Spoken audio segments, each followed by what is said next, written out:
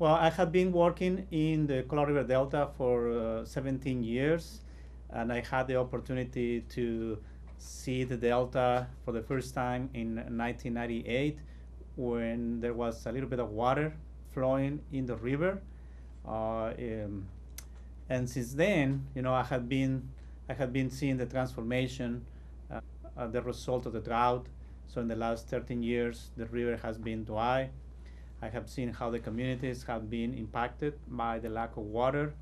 And of course, it has been an opportunity to bring people together to find ways to restore the Colorado River Delta, enhance the habitat, and improve the quality of life of the people of the Delta.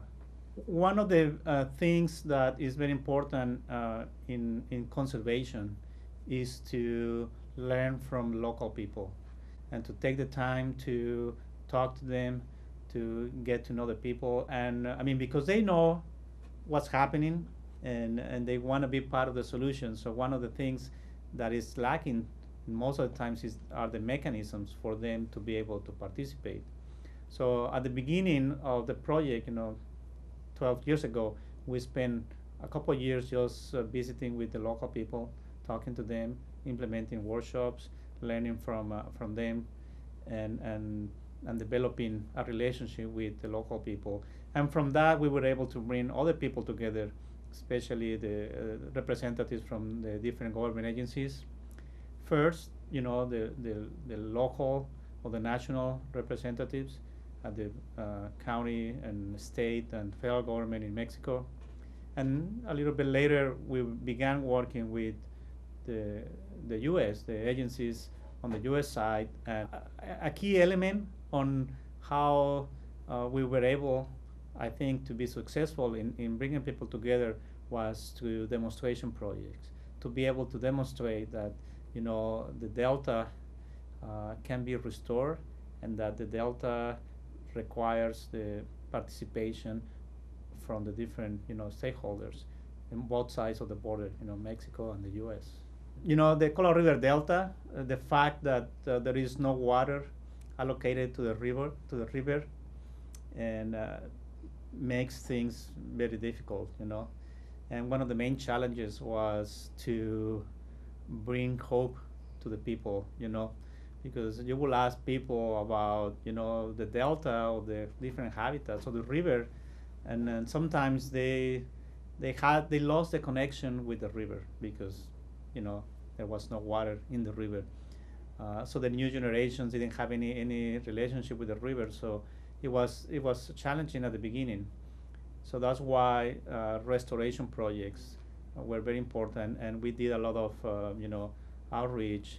We developed what we still call now, the Adopt the River program, as a mechanism to engage different members of the community, from students from middle school, high school, to organized groups like Boy Scouts, even college students. Uh, so we were able to develop this program and present to them with an opportunity to make a difference.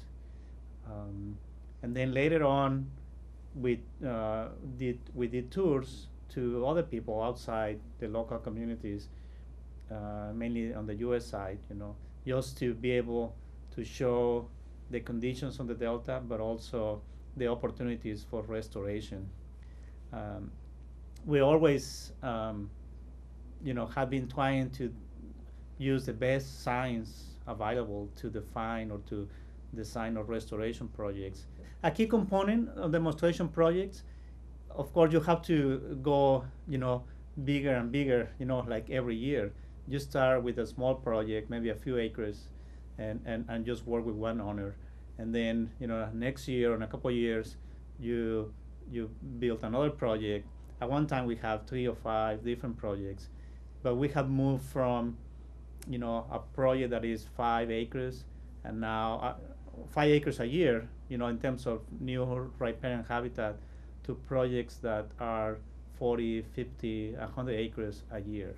So when you bring the people to see, and especially if they have been there before, they see the transformation, and they get to see and they get to see the tree they planted, a few years ago. Sometimes they can even find that tree because there are so many trees now.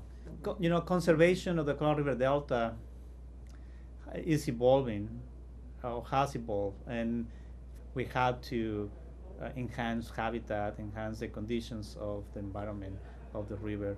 But now we are beginning to see some of those results, where the best example, I think, just this year was the post flow, the implementation of the post flow as part of MINO 219, which is a binational agreement signed in 2012.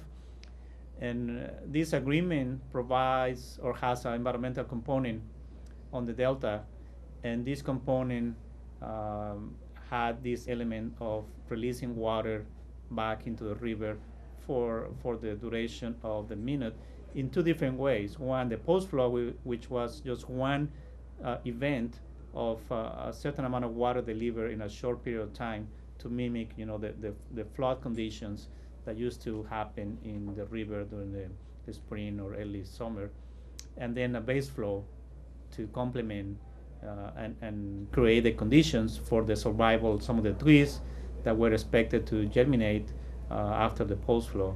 Looking, into the future for the next steps, I think the post flow, what we saw, it will provide a good information to design the next phase of the project, especially looking into beyond riparian habitat, because MINO 219 was really targeting only riparian habitat. The first 50 miles downstream from the dam.